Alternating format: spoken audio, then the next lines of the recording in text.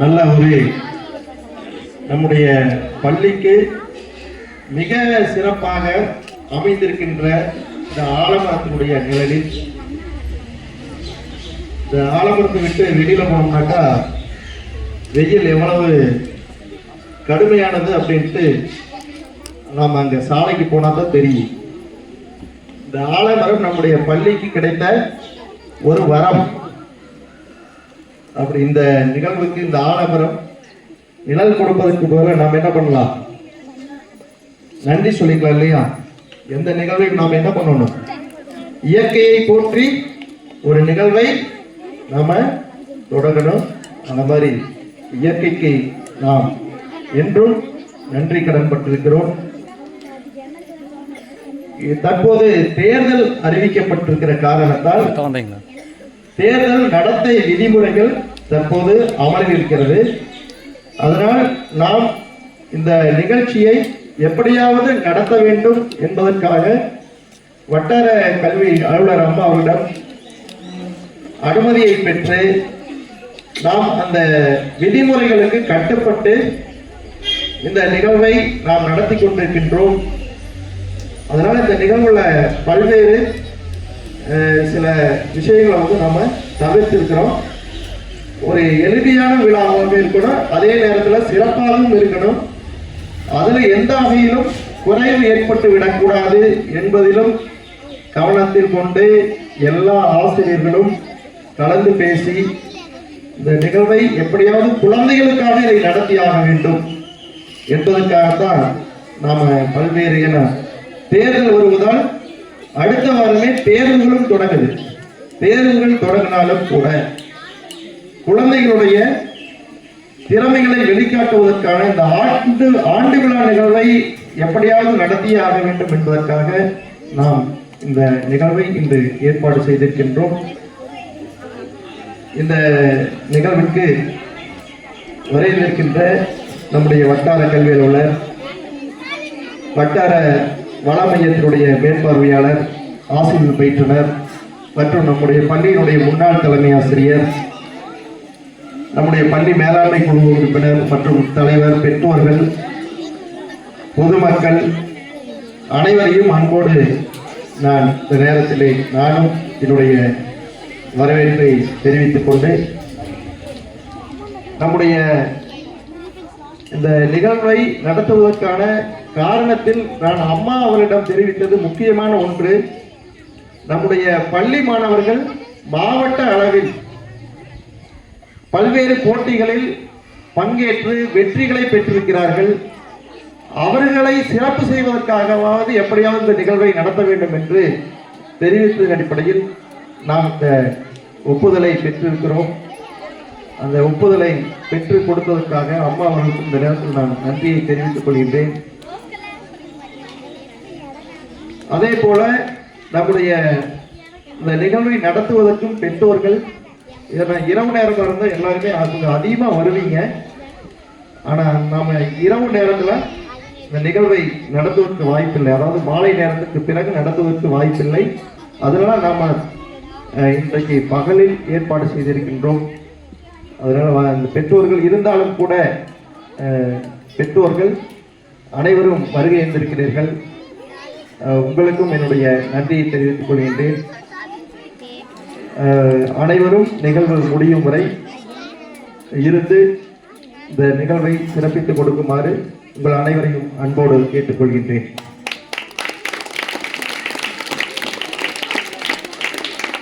நம்முடைய பள்ளியினுடைய பள்ளி மேலாண்மை குழு தலைவர் அவர்கள் தலைமை உரையை வழங்குமாறு அன்போடு கேட்டுக்கொள்கின்றேன். அனைவருக்கும் வணக்கம். குழந்தை செல்வங்களுக்கு வாழ்த்துக்கள். நான் எதுவும் ப்ரிப்பேர் பண்ணலை. நான் அப்படியே எப்பவும் போல எல்லா மீட்டிங்லையும் நான் சொல்ற மாதிரி தெரிஞ்சதை நான் சொல்றேன்.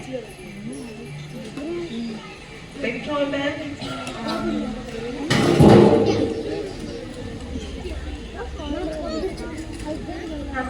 நம்ம குழந்தைங்களை வளர்க்கறதுன்றது நம்ம பிளான் பண்ணி அப்படிலாம் செய்யறது இல்லை. நமக்கு அப்படியே தெரிஞ்ச மாதிரி அப்படியே நம்ம குணத்துக்கு ஏற்ற மாதிரி வளர்த்துடுறோம். வீட்டு வீட்டுல குழந்தைங்க என்ன குழந்தைங்க முன்னாடி என்ன பேசணும் பேசக்கூடாது இப்படிலாம் பெருசா நம்ம யோசிக்காம சில டைம் செஞ்சுடுறோம். நம்ம ஒரு காய்ச்சல் சளி தலைவலின்னு உடனே கவனிக்கணும், உங்களை கூட்டிட்டு போறோம் எல்லாம் செய்யறோம். ஆனா அவங்களுக்கு மனசுல என்ன பிரச்சனை இருக்குதுன்னு நம்ம கவனிக்கிறதும் இல்லை. அதை பத்தி நம்ம அதை எப்படி சரி பண்றது நம்மளுக்கு தெரியறதோ இல்லை, முதல்ல நம்ம கவனிக்கிறது இல்லை. ஸோ குழந்தைங்க கிட்ட கொஞ்சம் அது மனசு விட்டு பேசணும் அப்படிங்கிறது என்னோட ஒரு கருத்து. மனசை விட்டு கொஞ்சம் பேசுங்க. ஃபோனு டிவி அதை கொஞ்சம் கொடுக்காதீங்க. அதுதான் எப்பவுமே எல்லா மீட்டிங்லயும் நான் சொல்றது அதுதான், ஃபோன் சனியில கொடுக்காதீங்க. அதுதான் நான் எல்லா மீட்டிங்லயும் சொல்றது. நம்ம குழந்தையா இருக்கும்போது வந்து வருஷத்துக்கு ஒரு 2 முறை அப்படி ஒரு நமக்கு புது ட்ரெஸ் கிடைக்கும். அது போடும்போது நமக்கு அவ்வளோ ஒரு சாட்டிஸ்ஃபேக்ஷன், அவ்வளோ ஒரு திருப்தி இருக்கும். இப்போ அவன் எப்பயாச்சும் ஒரு பிரியாணி சாப்பிடுவோம், அது அவ்வளோ ஒரு சாட்டிஸ்ஃபேக்ஷன் இருக்கும். இப்போ இதுக்கு எல்லாமே இந்த ஜென்ரேஷனோட சாபமும் தான் வரமும் தான் எல்லாமும் கிடைக்குது, நிறைய கிடைக்குது. எப்போ பார்த்தாலும் ஹோட்டல்ல சாப்பிட்றாங்க. ஆனால் அவங்களுக்கு அந்த நமக்கு கிடைச்ச அந்த திருப்தின்றது அவங்களுக்கு எதுலையுமே இல்லை. அவங்களோட எமோஷன்ஸ் எல்லாமே டிவியில போயிடுது, ஃபோன்ல போயிடுது. அந்த அழுகிறதோ சிரிக்கிறதோ சண்டை போடுறதோ எல்லாம் ஃபோன்லேயே பார்த்துடுறாங்க. அதுலயும் ஒரு உறவு முறையிலையும் ஒரு சாட்டிஸ்ஃபேக்ஷன் இல்லை, சாப்பிட்றதுலயும் ஒரு சாட்டிஸ்ஃபேக்ஷன் இல்லை. ஒரு புது துணி போட்டா கூட வாரம் ஒன்று போடும், மாசம் ஒன்று, இப்போ அப்படி ஆகி போச்சு. அதுலயும் ஒரு சாட்டிஸ்ஃபேக்ஷன் இல்லை. கொஞ்சம் பசங்களுக்கு நம்மளால 4 வாட்டி வாங்கி கொடுக்க முடியுதுன்னா 2 வாட்டி வாங்கி கொடுத்துட்டு 2 வாட்டி வாங்கி கொடுக்காம அந்த தோல்வியை அவனுக்கு கொஞ்சம் பழக்கல. நம்ம பசங்க தோல்வியே அடையக்கூடாது அப்படின்னு நினைக்கிறது முதல் தப்பு. கொஞ்சம் அவனுக்கு வந்து அந்த தோல்வியை பழக்கினா அப்பப்போ முடிஞ்ச போதும் கொடுக்க மாட்டேன்னு சொல்லுங்க. அது அவனுக்கு நீங்க 4 வாட்டி அவனை இழுக்கடிச்சு கொடுக்கும் போது அவனுக்கு ஒரு சாட்டிஸ்ஃபேக்ஷன் கிடைக்கும். ஃபர்ஸ்ட் டைமே கொடுத்தீங்கன்னா அவனுக்கு அதுல கிடைக்கிற உண்மையான சந்தோஷமே கிடைக்க மாட்டேங்குது. நிறைய கொடுத்து இப்ப இருக்கிற ஜெனரேஷனை நமக்கு எடுக்கிறோம். அது நிறைய ரொம்ப பொத்தி வச்சு ரொம்ப எல்லாம் வாங்கி கொடுத்து ரொம்ப செல்லம் கொடுத்து அந்த மாதிரி எடுக்கிறோம். அந்த போனு எல்லாமே கேட்கறதெல்லாம் வாங்கி கொடுத்தே கொஞ்சம் எடுக்கிறோம். அதை கொஞ்சம் பார்த்து செய்யுங்க. குழந்தைங்களுக்கு இன்னொரு விஷயம் என்னன்னா, நம்ம ஒண்ணு சின்ன குழந்தைங்கள ஒரு 10 வயசு ஆயிட்டாலே நம்ம குடும்பத்தோட வருமானம் என்ன, செலவு என்ன, சேமிப்பு என்ன அப்படிங்கிற கணக்கு அவனுக்கு தெரிஞ்சுக்கணும். அவனுக்கு தெரிஞ்சாலே அவன் எதையாவது கேட்டு பிடிவாதம் பிடிக்கும் போது 1000 ரூபாய்க்கு ஒரு பொருளை கேட்டு பிடிவாதம் பிடிக்கிறான்னா அவன் யோசிப்பான். 1000 ரூபாங்கிறது அவனுக்கு வந்து பொருளா தான் தெரியும். ஆனா நீங்க அந்த செலவு சேமிப்பு இதெல்லாம் சொன்னீங்கன்னா 1000 ரூபாங்கிறது எங்க அப்பாவோட ஒரு வாரத்தை கூலி, ஒரு நாளை கூலி அப்படிங்கிறது அந்த ஆங்கிள் அவனுக்கு வரணும்.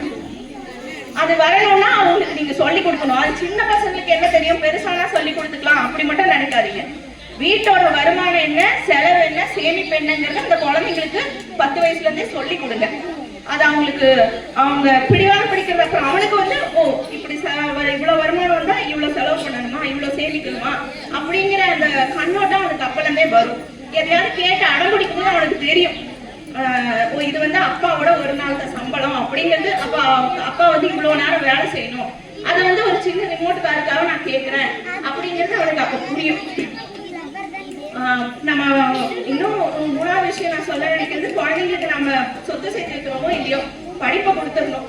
அதை மட்டும் அதுக்கு டிஸ்டர்பன்ஸ் இல்லாம வீட்டுல பாத்துக்கங்க. அது போன் ஆகட்டும், டிவி ஆகட்டும், நம்ம போடுற சண்டையாகட்டும், எதுனாலும் அவனுக்கு படிக்கிறதுக்கு ஒரு நல்ல சூழ்நிலையே நம்ம சொத்து சேர்த்து வைக்க தேவையே இல்லை. அவனை படிக்கிறதுக்கான ஒரு சூழ்நிலை, ஒரு அமைதியான சூழ்நிலை வீட்டுல உருவாக்கிட்டோம்னா அதுவே போதும். அதுதான் நம்ம செய்ய வேண்டிய முதல் கடமை. அதுக்கப்புறம் நீங்க வண்டி வாங்கி கொடுக்குறீங்களோ, கூட்டிட்டு போய் விடுறீங்களோ, புதுசா ட்ரெஸ் வாங்கி கொடுக்குறீங்களோ, செல்லம் கொஞ்சறீங்களோ, அதெல்லாம் 2வது விஷயம் தான். அவன் படிக்கணும், அந்த படிக்கிறதுக்கான சூழ்நிலை வீட்டுல இருக்கணும், அந்த படிக்கிறதுக்கான மோட்டிவேஷன் அவனுக்கு இருக்கணும். அப்ப நீ இப்படி படிச்சாதான் அப்பா அம்மா இப்படி கஷ்டப்படக்கூடாது அப்படின்றத நீங்க சொல்லணும். என் பையனுக்கு நான் எது சொன்னாலும் அவர் கேட்டுருந்தீங்க அப்படின்னு அது மட்டும் சொல்லாதீங்க. ஒரே டைம்ல கேட்க மாட்டான். நம்ம யாராவது ஒரு டைம்ல எதையாவது கேட்கிறோமா, அவன் காதுல போட்டுக்கிட்டே இருங்க. ஃபர்ஸ்ட் டைம் கேட்க மாட்டான், 10 டைம் சொன்னாலும் கேட்க மாட்டான். ஆனா அவன் காதுல போட்டே இருந்து அந்த மூளையில அது பதிஞ்சிருக்கும். எப்ப அவனுக்கு தேவைப்பட்டோ அது ஞாபகம் வரும். அதனால நீங்க எப்படி கஷ்டப்பட்டு வந்தீங்கன்றது உங்களோட வாழ்க்கை அவனுக்கு தெரியணும், உங்களோட வருமானம் செலவு அவனுக்கு தெரியணும். படிக்கிறதுக்கான ஒரு அமைதியான சூழ்நிலை வீட்டுல இருக்கணும். இது மட்டும் தான் நான் சொல்லிக்க விரும்புறேன். நன்றி.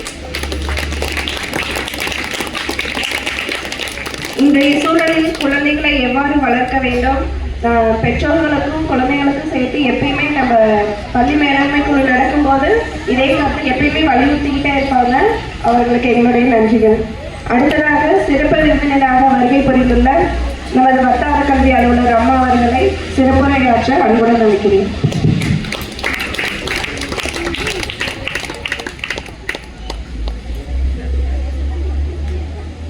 காங்கேயம் ஒன்றியம் ஊராட்சி ஒன்றிய நடுநிலைப்பள்ளி பழையக்கோட்டை புதூர். இப்பள்ளியில் இனியதாக ஆண்டு விழா துவங்கப்பட்டு வரவேற்புரை தலைமையுரை ஆற்றப்பட்டுள்ளது.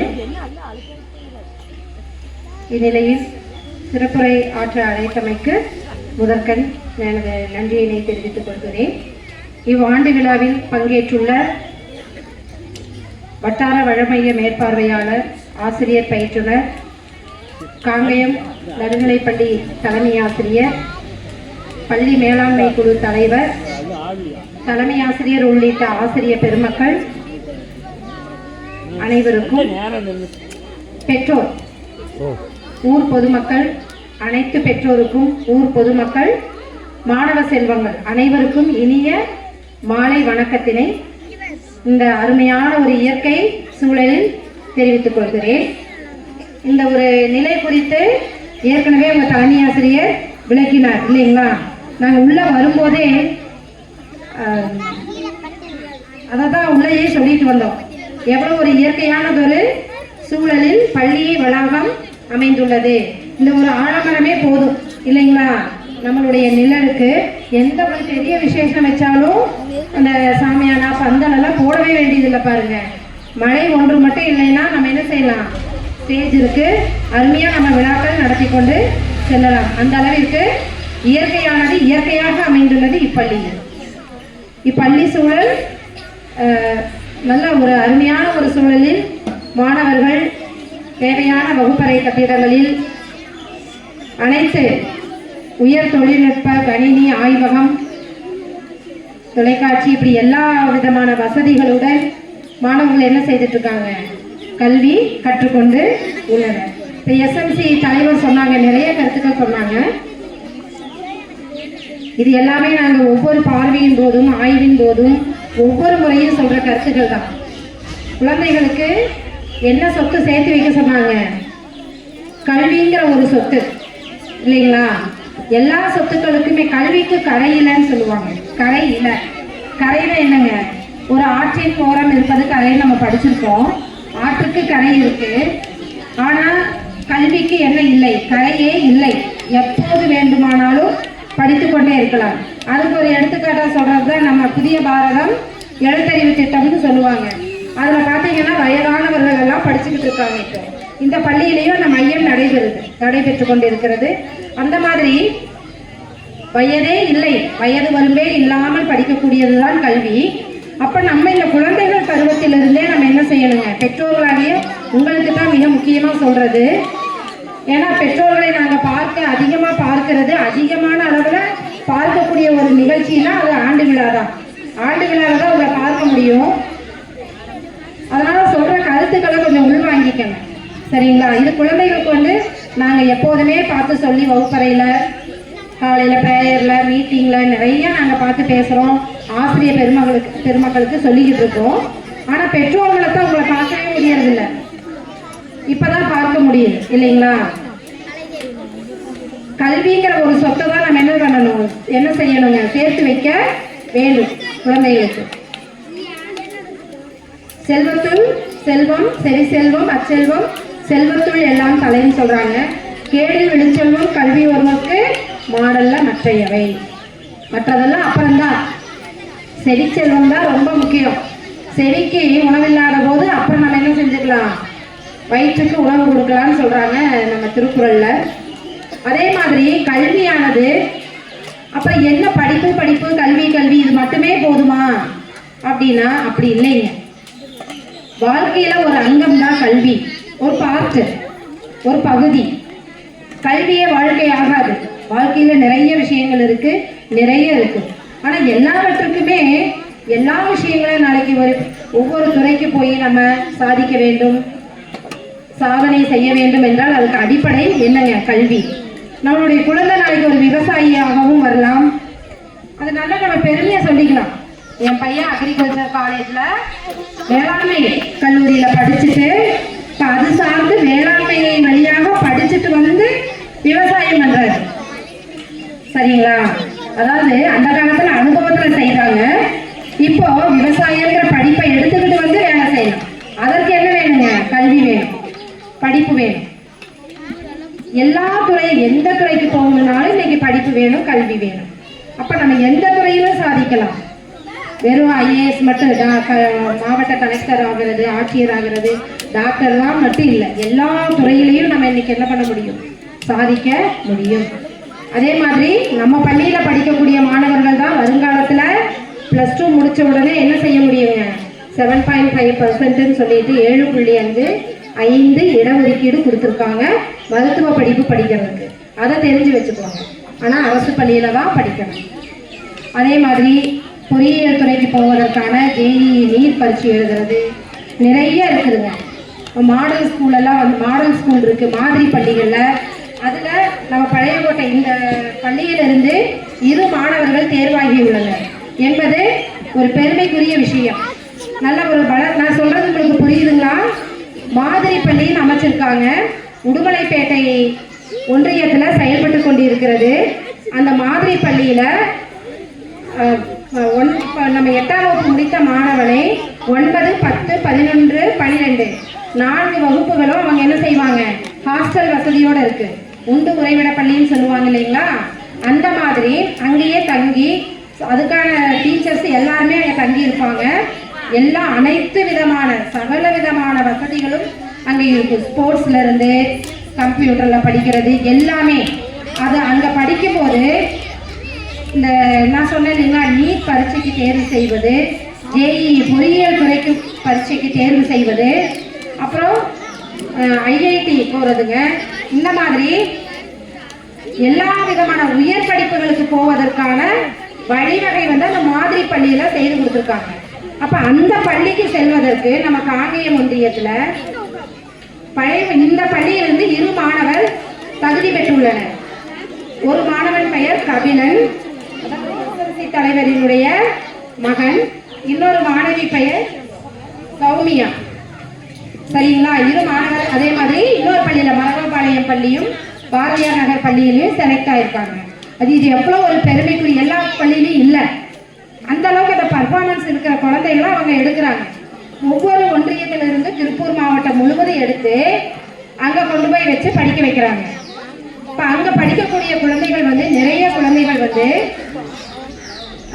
மருத்துவக் கல்லூரிக்கு அப்புறம் IITல போய் ஜாயின் பண்ணியிருக்காங்க. இந்த மாதிரி ஒரு வாய்ப்பு கிடைக்கவே கிடைக்காது. சரிங்களா? அப்ப இந்த பள்ளியில தகுதி பெற்ற இந்த 2 மாணவர்களுக்கு நம்ம என்ன செய்யலாங்க? ஒரு பலத்த கரவடி கொடுக்கலாங்களா?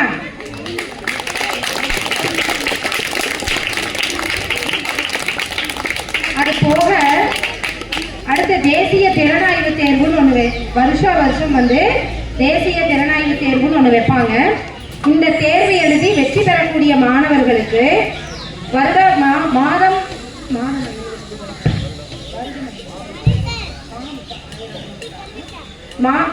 1000 ரூபாய். 9ஆம் வகுப்பிலிருந்து 12ஆம் வகுப்பு வரைக்கும் மாதம் 1000 ரூபாய் அவங்க அக்கௌண்ட்டுக்கு போட்டுருவாங்க. கல்வி அதாவது உதவித்தொகையாக. ஆனா அந்த தேசிய திறனாய்வு தேர்வுல வெற்றி பெற வேண்டும். அதுலயும் நம்ம கலைக்கோட்டை புதூர் இந்த பள்ளியை சார்ந்த மாணவர்கள் வெற்றி பெற்றுள்ளனர். அவர்களுக்கும் நம்ம இந்த ஒரு நல்ல ஒரு கரவடி கொடுத்துடலாங்களா? பலத்த கைத்தட்டல். 2-3 பள்ளிகள் தான் அதுல தேர்வானாங்க. அதுல நம்ம இந்த பள்ளியும் ஒன்று. நான் ஒரு முறை வேறொரு இந்த நத்தக்காலையில் இருக்கக்கூடிய ஹையர் செகண்டரி ஸ்கூலுக்கு மருத்துவ முகாமுக்கு வந்திருந்தேன். அப்ப அங்க அதாவது அந்த முகாம் பார்த்துட்டு நான் இந்த பள்ளிக்கூடத்துக்கு வந்தேங்க. இப்ப வரும்போது பார்த்தா அந்த தேசிய திறனாய்வு தேர்வுக்கு தலைமை ஆசிரியர் வந்து படிக்க வச்சிட்டு இருக்கிறாரு குழந்தைகளை. அப்புறம் நூலக வாசிப்புக்கு கூட்டிட்டு போலாங்களான்னு சொன்னார். அதே மாதிரி நூலகத்துக்கு சென்று பார்த்துட்டு இங்க அந்த பயிற்சி வகுப்பு போயிட்டு இருக்கு. அப்ப எவ்வளவு ஒரு தன்னலமற்ற ஒரு சேவை பணி இல்லைங்களா? இது கல்வி பணி என்பதே ஒரு சேவை பணி தான். அதுலேயும் விடுமுறை நாட்களில் வரவழைத்து மாணவர்களுக்கு அந்த பயிற்சி கொடுத்ததனுடைய விளைவு தான் இன்றைக்கு மாணவர்கள் இங்கே வந்து தேர்வாகி உள்ளனர். சரிங்களா? இது ஒரு நம்ம துறையின் சார்பாக தலைமை ஆசிரியர்களுக்கு, ஆசிரியர் பெருமக்களுக்கு நாங்கள் இந்த நேரத்தில் வாழ்த்துக்களை தெரிவித்துக் கொள்கிறேன்.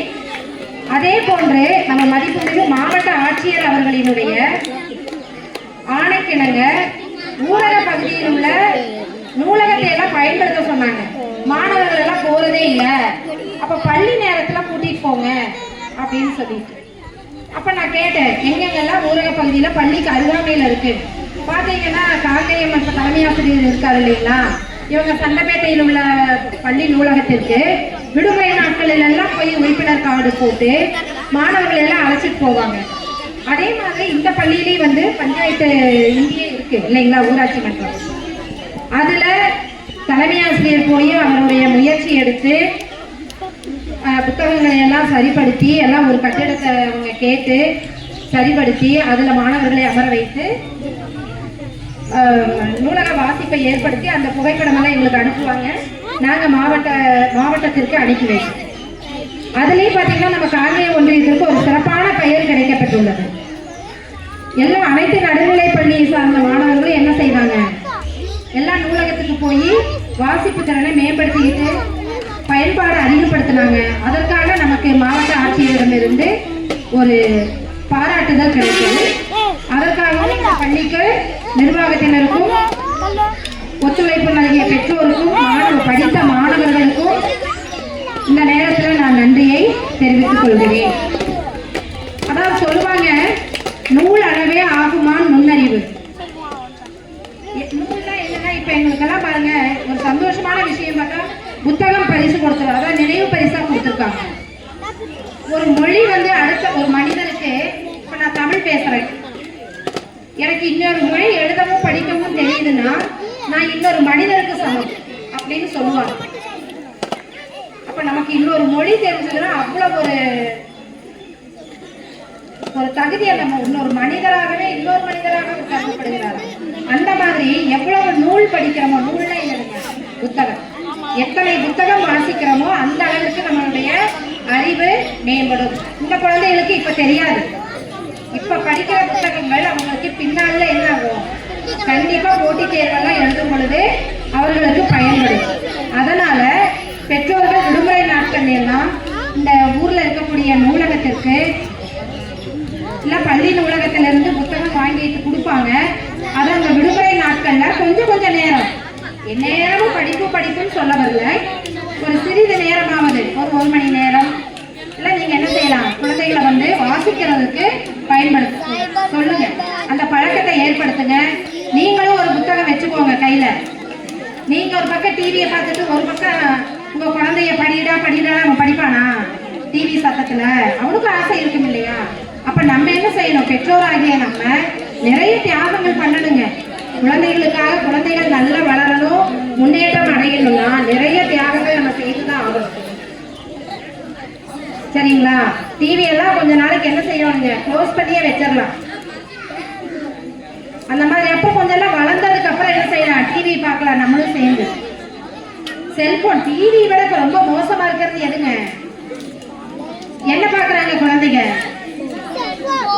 என்னங்க பசங்க தான் சொல்றாங்க, பேரண்ட்ஸ் பேசவே மாட்டேங்கிறீங்க. ஓ, நீங்க எல்லாம் செல்போன் இல்லையா உங்ககிட்ட, நீங்களும் அதான பாக்குறீங்க. கிடைச்ச நேரம், இதுல பெருமை வேற பெற்றோருக்கு. பிறந்த குழந்தை அப்புறம் சாப்பாடு விட்டதே இந்த செல்ல பார்த்தாதாங்க என் குழந்தை சாப்பிடும் சொல்றாங்களா இல்லையா பேரண்ட்? இந்த செல்ல பார்த்தாதான் எல்லா வேலையுமே நடக்கும். அது ரொம்ப கெடுதல்ங்க.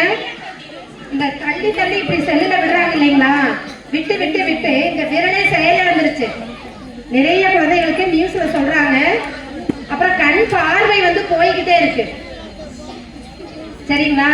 அன்றைக்கு நம்ம எல்லாம் சாப்பிட்ட உணவு வேறு, இயற்கையோடு இயந்த உணவு சாப்பிட்டோம், நம்ம உடல் நலம் ஓரளவுக்கு ஆரோக்கியம். ஆனா இன்றைய காலகட்ட குழந்தைகளுக்கு அந்த எதிர்ப்பு சக்தி தரக்கூடிய அளவுக்கு நம்ம உணவு அமைதான்னு எனக்கு தெரியல. அதனால எதிர்ப்பு சக்தி கொஞ்சம் குறைவா தான் இருக்கும். நம்ம என்ன செய்யணுங்க, குழந்தைகளிடத்துல அதிக நேரம் டிவி பார்ப்பதற்கோ அதிக நேரம் முதல்ல செல்போனை கையில வச்சிருக்க கூடாதுன்னு சொல்றாங்க. படிக்கிறது இருக்கா, கொஞ்ச நேரம் பார்க்கலாம், அது தப்பு இல்லை. தேவையில்லாம அதை என்ன செய்யணும், அது வந்து பொழுத போக்குறது, பொழுதுபோக்கு கருவி. நம்மளுக்கே பொழுது இல்லை, கிடைக்கிற பொழுதுல இதை வச்சுட்டு உட்காந்துருந்தா மற்ற வேலைகள்லாம் என்ன ஆயிடும், வீணா போயிடும்.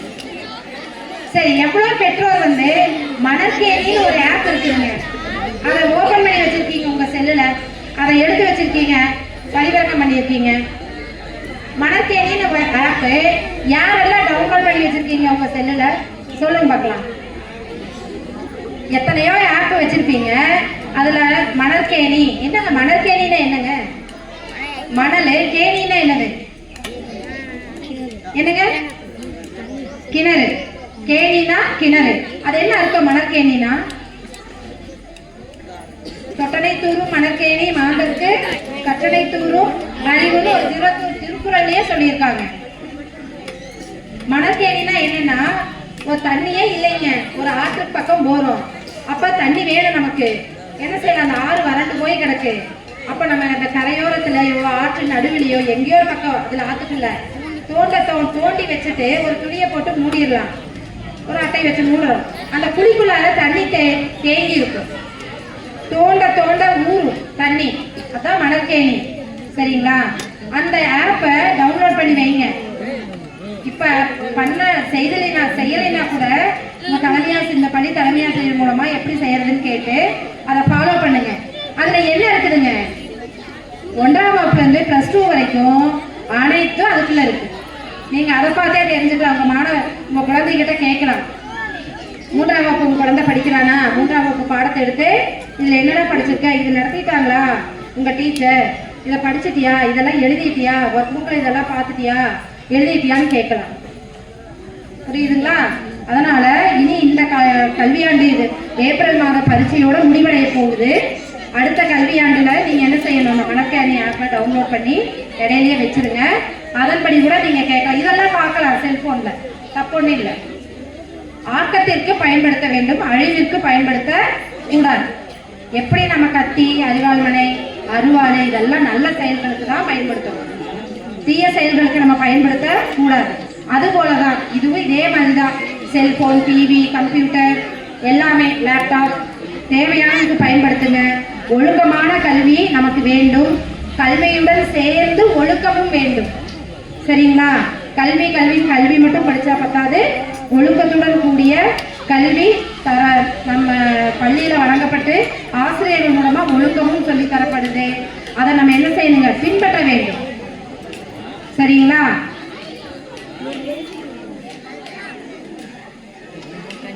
அதே போன்று வரக்கூடிய இந்த ஜூன் மாதம் என்ன செய்யணுங்க, நம்ம குழந்தைகள் எல்லாம் 5 வயது முடிந்த குழந்தைகள் எல்லாம் எங்க சேர்க்க வேண்டும், பிள்ளையெல்லாம் கவனிச்சிட்டு இருக்காங்க, பேரண்ட் பேசிட்டே இருக்காங்க. உங்க குடும்பத்தில் இருக்கக்கூடிய 5 வயது முடிந்து 6 வயது தொடங்கக்கூடிய குழந்தைகளை எங்க கொண்டு வந்து பள்ளிக்கூடத்துல சேர்க்க வேண்டும், 1ஆவது சொல்லிட்டாங்க, எந்த பள்ளிக்கூடத்துல சேர்க்க வேணும் பாருங்க, ஊராட்சி. பசங்களுக்கு கை தட்டுங்க பெற்றோர் எல்லாம். ஊராட்சி பள்ளியில சேர்க்க சொல்றாங்க. பழையக்கோட்டை புதூர்ங்கிறது என்னதுங்க, ஊராட்சி ஒன்றிய நடுநிலை பள்ளி. இந்த பள்ளிக்கு வரணும், புரியுதுங்களா? 5 வயது முடிந்த குழந்தைகள் எல்லாம் 6 வயது தொடங்கும் போது 1ஆம் வகுப்பு சேர்க்கணும். அங்கன்வாடியில படிச்சுட்டு இருந்தாலும் சரி, பால்வாடின்னு சொல்லுவாங்க இல்லையா, அங்க படிச்சுட்டு இருந்தாலும் சரி, இல்லைனாலும் சரி, நீங்க என்ன பண்ணணும், என்ன வளமில்லை நம்ம அரசு பள்ளியில, புரியுதுங்களா? ஏதாவது ரொம்ப சிரமப்படுறீங்களா, குழந்தைகளுக்கு நோட்டெல்லாம் வாங்கி கொடுத்து சிரமமா இருக்கா? இருக்காதே, எல்லாமே பள்ளியில கொடுத்துறாங்க இல்லைங்களா? எல்லா வளமும் நலமும் உள்ள அரசு பள்ளியில வரக்கூடிய கல்வியாண்டுல இந்த பள்ளி வளாகத்துக்கு உட்பட்ட பகுதியில் இருக்கக்கூடிய 5+ குழந்தைகள் எல்லாம், அதாவது 5 வயது பூர்த்தியான குழந்தைகள் எல்லாம் 1ஆம் வகுப்புக்கு இந்த பள்ளிக்கூடத்துக்கு வந்து சேர்க்கணும். நிறைய மாணவர்கள் சேர்க்கைக்கு உட்படுத்தினாதான் சார் வேற ஒவ்வொரு தடவையும் கேட்டுட்டே இருப்பார், எனக்கு டீச்சர் பத்த மாட்டேங்குதுங்க, பட்டதாரி ஆசிரியர் குறைவா இருக்காங்க அப்படின்னு. அது குறைவா இருக்காங்கன்னா மாணவர் வரணும், மாணவர் சேர்ந்தாதான் ஆசிரியரை நாங்கள் துறை மூலமா கொடுக்க முடியும். அப்ப ஆசிரியர் வேணும்னா என்ன செய்யணும்? நீங்க பெற்றோராகிய நீங்கள் ஊர் பொதுமக்களும் அரசு பள்ளியில கொண்டு வந்து உங்களுடைய குழந்தைகளை எல்லாம் ஏற்கனவே இருக்காங்க. இனி வரக்கூடிய காலகட்டத்தில் புதிதாக சேர்க்கக்கூடிய மாணவர்கள் இடையில எந்த வகுப்புக்கு வந்தாலும் சேர்த்துக்கலாம், இடையில எந்த மாதம் வந்தாலும் சேர்த்துக்கலாம். 8ஆம் வகுப்பு வரைக்கும் 7ஆம் வகுப்பு வரைக்கும் ஸ்கூலுக்கே போகலைன்னாலும் என்ன செய்துக்கலாம்? சேர்த்துக்கலாம். 5ஆம் வகுப்பு வரைக்கும் என் பையன் ஸ்கூலுக்கே போகலைங்க, இனி எங்க கொண்டு போய் அவனை படிக்க வைக்கிறது? படிக்க வைக்கலாம். 6ஆம் வகுப்பு கொண்டு வந்து நேரடி சேர்க்கையாக என்ன செய்யலாம்? குழந்தைய 5 வரைக்கும் படிக்காட்டி பரவாயில்ல, 6ஆம் வகுப்புல சேர்த்து விட்டா அவங்க சொல்லி கொடுத்துருவாங்க. டீச்சர்ஸ் கஷ்டப்பட்டு சிரமப்பட்டு அவங்க என்ன செஞ்சிருவாங்க? முயற்சி எடுத்து சொல்லி கொடுத்துருவாங்க. அதனால எந்த நிலையில 8ஆம் வகுப்பு வரைக்கும் எந்த காலகட்டத்திலையும் எந்த வகுப்புல வேணாலும் குழந்தைகளை சேர்க்கை செய்து கொள்ளலாம். அதனால பெற்றோர்கள் நம்ம அரசு பள்ளிக்கு நல்ல ஆதரவு வழங்குமாறும், உங்க குழந்தைகள் நல்ல உயர்கல்வி பயில வேண்டும், மேல்நிலை கல்விக்கு கல்லூரி கல்விக்கு எல்லாம் செல்ல வேண்டும். சரிங்களா? நம்மள மாதிரியே இவ்வளவு கஷ்டப்பட்டு வாழலாமா நம்ம குழந்தைங்க? கூலி வேலைக்கு போயோ அல்லது குறைவான ஊதியத்திற்கு அதிகமான உழைப்பை கொடுத்து கஷ்டப்படணுமா? நம்ம குழந்தைகள் நல்லா வரணும், நாளைக்கு நல்ல ஒரு பொருளாதார நிலையை அடைய வேண்டும், நல்ல நம்ம வருங்கால இந்திய நாட்டிற்கு என்ன செய்யணும்? நல்ல ஒரு தூண்களாக விலக வேண்டும். சமுதாய சீரழிவு, கலாச்சார சீரழிவு, பண்பாட்டு சீரழிவிலிருந்து நம்ம குழந்தைகள் ஒழுக்கமான கல்வியை பெற்று மேன்மையடைய வேண்டும் என்று வாழ்த்துக்களை கூறிக்கொண்டு ஆண்டு விழா சிறக்க வாழ்த்துக்களை கூறி எனது உரையினை முடிக்கின்றேன். நன்றி.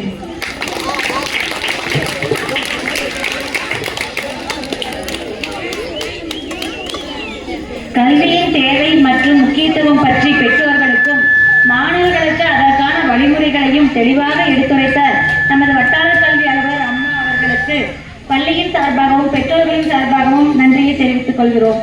அடுத்ததாக நமது பள்ளியின் முன்னாள் தலைமையாசிரியர் அவர்களை வாழ்த்துரை வழங்குமாறு பள்ளியின் சார்பாக அன்புடன் அழைக்கின்றோம்.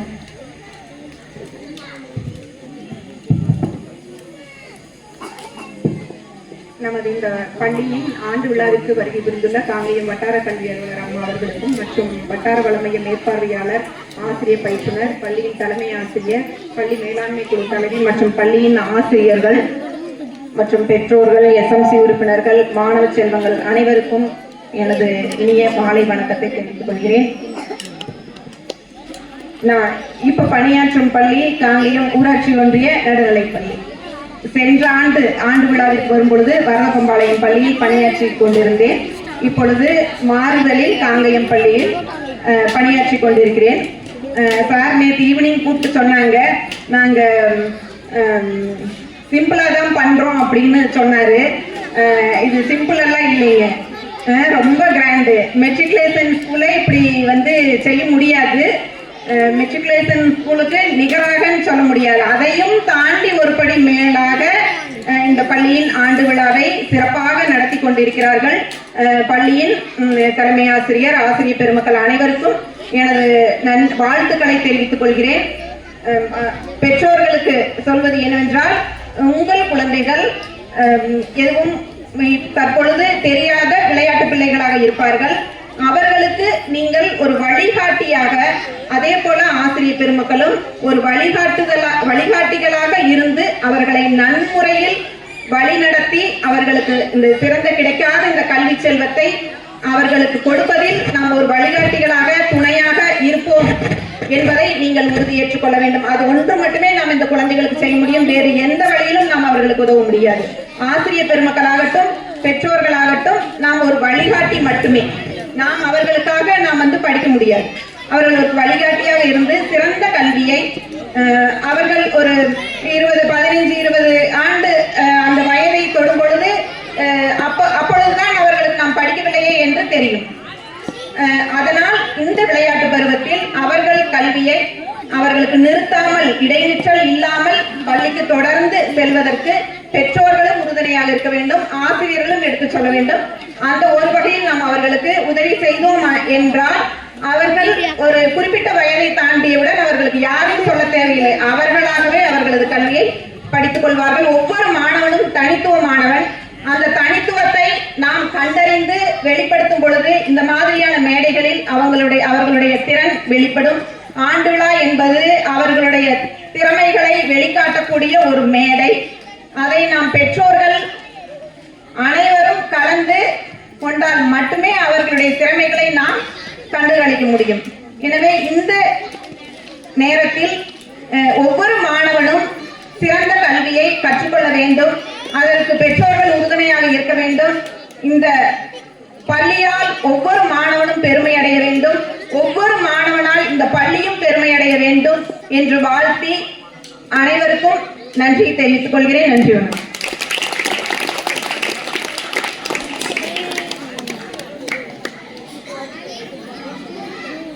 மாணவர்களுக்கு நல்ல கருத்துக்களையும் இந்த பள்ளி ஆண்டு விழாவை பற்றி வாழ்த்துரை தெரிவித்த நமது முன்னாள் தலைமை ஆசிரியர் அவர்களுக்கு நமது பள்ளியின் சார்பாக நன்றியை தெரிவித்துக் கொள்கிறோம்.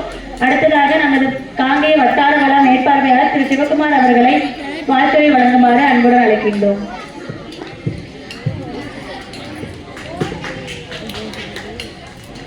பள்ளியுடைய ஆண்டு விழாவில் நடத்தி கொண்டிருக்கக்கூடிய நம்முடைய பள்ளியின் தலைமை ஆசிரியர் வட்டார கல்வி அலுவலர் அவர்கள், முன்னாள் தலைமை ஆசிரியர்கள், என்னுடன் பணியாற்றக்கூடிய ஆசிரியர் பயிற்றுனர் அவர்கள் மற்றும் ஆசிரியர் பெருமக்கள், எஸ்எம்சி தலைவர், பெற்றோர்கள், மாணவ மாணவி அனைவருக்கும் என்னுடைய மாலை வணக்கத்தை தெரிவித்துக் கொள்கிறேன். இந்த பள்ளியுடைய ஆண்டு விழாவில் கலந்து கொள்வதில் மிக்க மகிழ்ச்சி அடைகிறேன். மாணவர்களுக்கு இந்த விழா மூலமாக நான் கூறிக்கொள்வது என்னவென்றால், உங்களுடைய பெற்றோர்களுக்கு நீங்கள் செய்யக்கூடிய ஒரு நன்றி கடன் அப்படின்னா, நீங்கள் நல்லா படித்து ஒரு நல்ல நிலைக்கு வருவது தான் நீங்கள் உங்கள் பெற்றோருக்கு கொடுக்கக்கூடிய ஒரு நன்றி கடன். உங்கள் பெற்றோரை நீங்கள் உங்களை படிக்க வைக்கிறதுக்கும் உங்களை வளர்க்குறதுக்கும் எவ்வளோ கஷ்டப்படுறாங்க அப்படிங்கிறது உங்களுக்கு தெரியும். மாணவர்களுக்கு இதற்கு முன்னால் பேசுவது கூறியது போல, இன்றைய கால சூழலில் ஒரு முக்கிய எதிரியாக இருப்பது என்னதுங்க, அலைபேசி தான். ஏன்னா என்னுடைய குழந்தைகள்லேருந்து நான் சொல்கிறேன், வந்தாங்க அப்படின்னா ஸ்கூல் விட்டு வந்தோடனே முதல்ல அவங்க தேடி பார்க்குறது என்னதுங்க, எங்கே செல்ஃபோன் இருக்குன்னு தான் பார்க்குறாங்க. அவங்க வந்தோடனே செல்ஃபோன் எங்கே இருக்குன்னு பார்த்து அதில் போய் இந்த ரீல்ஸு இதெல்லாம் பார்க்குறது அவங்களோட வழக்கமாக இருக்குது. நம்ம எவ்வளோ தான் நம்ம அவங்க சொல்லி அதை தடுத்தாலும் இப்போ வரைக்கும் முடியல, அவங்கள தடுத்து நிறுத்த முடியல. ஏன்னா அந்த ஜென்ரேஷன் குழந்தைங்க அந்த மாதிரி தான் இருக்காங்க, செல்ஃபோனுக்கு அடிமையாகிட்டாங்க. அடிமையாக விட அடிக்ட் ஆகிட்டாங்க. இதுலேருந்து அவங்க எப்படி விடுபடுறதுன்னா, நமக்கு பெற்றோர்கள் நம்ம தான் கொஞ்சம் அவங்கள வந்து கண்காணிக்கணும். கண்காணித்து முக்கியமாக அவங்க தேவையில்லாத ஏதாவது பார்க்குறாங்களா அப்படிங்கிறது நம்ம வந்து பார்த்து அதை அப்படி பார்த்தாங்கன்னா அதை தடுத்துடும். ஆரம்பத்திலேயே வந்து கண்காணித்து அதை தடுத்துடணும். இல்லைன்னா அது பெரிய ஒரு விளைவை ஏற்படுத்தும் அவங்களுடைய வாழ்க்கையில். அதாவது செல்ஃபோனை வந்து கொஞ்சம் அவாய்ட் பண்ணுறதுக்கு பெற்றோர்கள் நீங்கள் கொஞ்சம் முயற்சி எடுங்க. அதே போல் இன்றைய தினம் பார்த்துட்டிங்கன்னா நிறையா கல்வியை பற்றிய விழிப்புணர்வு எல்லாத்துக்குமே இருக்குது. கல்வி எவ்வளோ இன்றியமையாதது, கல்வி எவ்வளோ முக்கியம் ஒருத்தருக்கு வாழ்க்கையில் அப்படிங்கிறது எல்லாருமே தெரிஞ்சிருக்கோம்.